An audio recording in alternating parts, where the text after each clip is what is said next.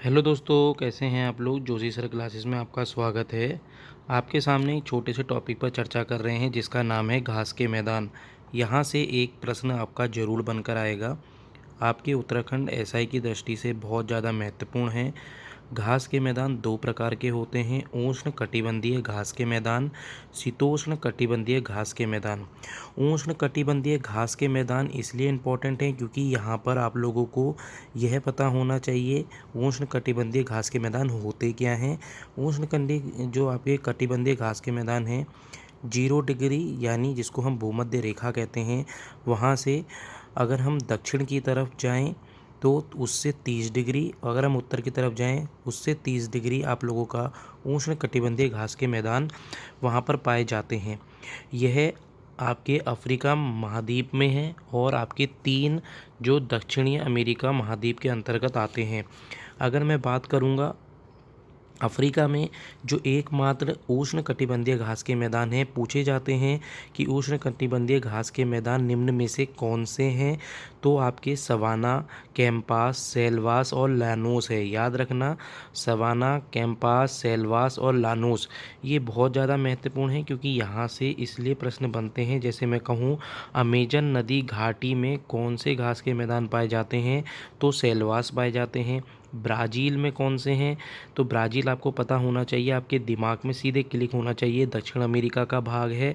अगर मैं बात करूँगा कैंपास या कंपोस यहाँ पर पाए जाते हैं। सवाना के अंतर्गत ये ग्रासलैंड बहुत इंपॉर्टेंट है। यहाँ से कितनी बार प्रश्न एसएससी हो गए, सीजीएल, रेलवे, हर जगह से यहाँ प्रश्न बनते हैं। तो उत्तराखंड एसआई की दृष्टि से भी ये बहुत ज़्यादा महत्वपूर्ण है। सवाना ग्रासलैंड आप लोगों का अफ्रीका में है, याद रखना। जो मध्य आपका अफ्रीका का लैंड है वहाँ पर ये पाए जाते हैं। अगर बात करेंगे लानोस की, ये वेनेजुएला में है, ये भी दक्षिण अफ्रीका का भाग है। अब आपसे पूछा जाएगा उष्ण कटिबंधीय घास के मैदान कौन कौन से हैं, तो सवाना है, कैंपास है, सेल्वास है, लानोस है। यहाँ पर प्रश्न ये भी बन सकता है, तो निम्न में से कौन सा उष्ण कटिबंधीय आपका घास या फिर ग्रासलैंड नहीं है, तो ये पता होना चाहिए। अब वहाँ पर आपके पंपास दे देंगे तो ये आपको पता होना चाहिए शीतोष्ण कटिबंधीय है। ठीक है, अब हम बात कर लेते हैं ऐसी शीतोष्ण कटिबंधीय की। शीतोष्ण कटिबंधीय बहुत महत्वपूर्ण है क्योंकि यहाँ पर 30 डिग्री से 70 डिग्री, मैं अभी आपको एक मैप दिखाऊंगा, उस मैप में थोड़ा सा समझा दूंगा कैसे कैसे चीज़ें हैं। तो यहाँ पर ये शीतोष्ण कटिबंधीय घास के मैदान है। ठीक है, ये दक्षिण अमेरिका जो है, उत्तरी अमेरिका, ऑस्ट्रेलिया, यूरोप, एशिया, यहाँ पर आप लोगों के शीतोष्ण कटिबंधीय घास के मैदान पाए जाते हैं। अब आप कहेंगे ये इतने सारा ला के मैं क्यों लाया हूँ, क्योंकि जब आप मेंस की तैयारी कर रहे हैं या किसी भी चीज़ की तैयारी करेंगे तो वहाँ पर आपसे एक पूछा जा सकता है कि विश्व के घास के मैदान पर चर्चा करें, तब आप वहाँ पर ये अच्छे से लिख कर आएंगे कहाँ कहाँ पर ये सारी चीज़ें हैं। अगर डायग्राम में बनाकर लिख कर आएंगे तो आपके नंबर बहुत अच्छे दिए जाते हैं। ठीक है, दक्षिण अमेरिका की बात कर लेते हैं। दक्षिण अमेरिका में जो आपके जो महत्वपूर्ण है वो है आपका ये पंपास है। याद रखना, पंपास बहुत महत्वपूर्ण है। अर्जेंटीना में है, बहुत बार बना है। अफ्रीका में वेल्ड है, अफ्रीका में वेल्ड है। ऑस्ट्रेलिया में डाउन्स है। उत्तरी अमेरिका में पियरी है। यूरोप में पुस्टाज है। और एशिया में स्टेपीज। और स्टेपीज कहाँ है पूछा जाता है, देखो बहुत बार ये पूछा जाता है, कभी यूरेशिया नाम आ जाता है, कभी एशिया आ जाता है। तो स्टेपीज आपका यूरोप और एशिया के मध्य में है, ये याद रखना। यहाँ पर घास के मैदान स्टेपीज पाए जाते हैं। मंचूरिया आपके चीन में है। जो महत्वपूर्ण थे वो मैंने आपके सामने रख दिए हैं। अब आपको क्या करना है, एक बार अच्छे से इसको दोबारा से देखना है पूरी वीडियो को, फिर आपका कोई भी क्वेश्चन गलत नहीं होगा यदि आप एक एक क्वेश्चन को लेकर चलेंगे। अगर मैं आपसे कहूँ जलवायु, अगर मैं आपसे कहूँ कि घास के मैदान, यदि मैं आपसे कहूँ आपके जल संधि, यहाँ से प्रश्न बहुत ज़्यादा बनते हैं वर्ल्ड ज्योग्राफी में। ठीक है, थोड़ा सा मैं आपको यहाँ पर चित्र से समझा देता हूँ, खुद बना रहा हूँ अभी इसी वक्त, ध्यान से देखें। ठीक है, इसको ध्यान से देखना, ये आपका पूरा वर्ल्ड मैप है। ठीक है, मैं आपके सामने भी डायरेक्ट बना रहा हूँ तो इसको ढंग से देखना। ठीक है, ये आपका वर्ल्ड मैप है। ये आपकी जो लाइन मैंने खींची है ये होता है 0 डिग्री। ठीक है, इसी को हम लोग कहते हैं क्या, इक्वेटर। ठीक है, इक्वेटर इसी को कहते हैं। अगर मैं कहूँ इसको हिंदी में भूमध्य रेखा कहा जाता है या विषुवत रेखा कहा जाता है। इस चीज़ को आप लोग देख लेना। अगर मैं आपसे कहूँ यहाँ से मैंने 30 डिग्री, ये 30 डिग्री है, ठीक है, 30 डिग्री नॉर्थ, 30 डिग्री साउथ।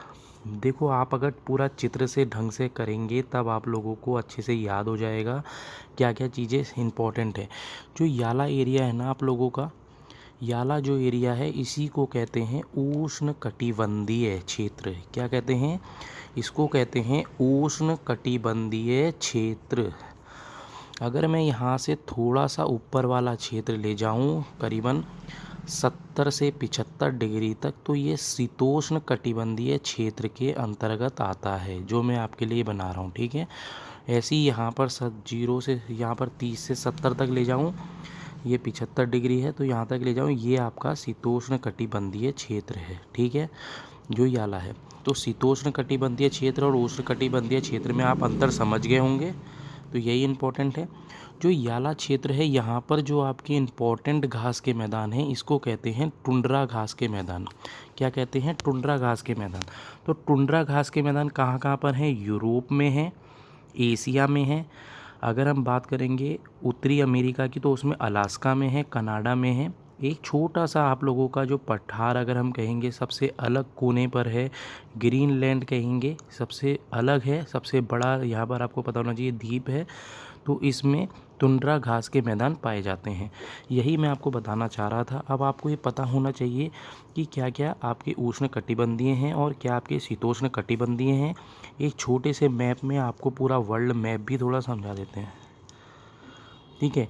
याला जो एरिया है ध्यान से देखना, ठीक है, मैं आपको पूरा ढंग से बना के दिखा रहा हूँ। ये जो एरिया है आपका, इसको ढंग से देखना, ठीक है। इसको एक सेकंड, ठीक है, मैं आपके सामने थोड़ा सा बनाने की कोशिश कर रहा हूँ।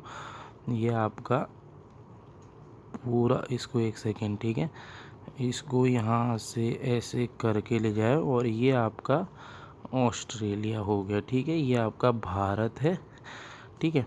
अगर मैं आपसे यहाँ से लेकर चलूँ तो इसको ध्यान से देखें, तो ये वाला जो एरिया है आपका, ये आपका पड़ता है नॉर्थ अमेरिका में, ठीक है। ये आपका पड़ता है साउथ अमेरिका, इसको कहते हैं अफ्रीका, ठीक है। ये है आपका यूरोप, पहले ये यूरेशिया हुआ करता था, ठीक है। ये एक यहाँ पर ओसानिया भी आएगा जिसमें हम आप लोगों का न्यूजीलैंड ऑस्ट्रेलिया को मिलाकर करेंगे। जब मैं आपको विश्व मैप समझाऊंगा तब इस चीज़ को देखना। ये जो एरिया है ये आपका एशिया है। शायद ही देखो आपको कोई चित्र के साथ समझाने की कोशिश करेगा। मैं यहाँ पर आपके मैप से एक एक चीज़ समझाने की पूरी कोशिश कर रहा हूँ। ध्यान से देखेंगे, मैंने आपके सामने रखा था सवाना। सवाना कहाँ है? अफ्रीका में है। तो ये मध्य अफ्रीका का याला भाग आपका सवाना कहलाता है। देखो चित्र से यदि आप लोग करेंगे तो एक एक चीज़ याद रखेंगे। आशा करता हूँ आपको समझ में आ गया होगा। ये सारी चीज़ें बिल्कुल प्रश्न यहीं से उठकर आते हैं, इससे बाहर नहीं जाएगा, ये चीज़ देख लेना। ग्रास के लैंड से आप लोगों का एक प्रश्न जरूर बनेगा। ग्रास के लैंड से आपका एक प्रश्न जरूर बनेगा। इसको ढंग से अच्छे से या तो रट लें या समझ लें, क्योंकि यहाँ से एक प्रश्न बहुत इंपॉर्टेंट है। एक एक प्रश्न आपको आपकी परीक्षा की ओर ले जाता है, ठीक है। मिलते हैं हम दूसरी क्लास में। Thank you, tata, good bye.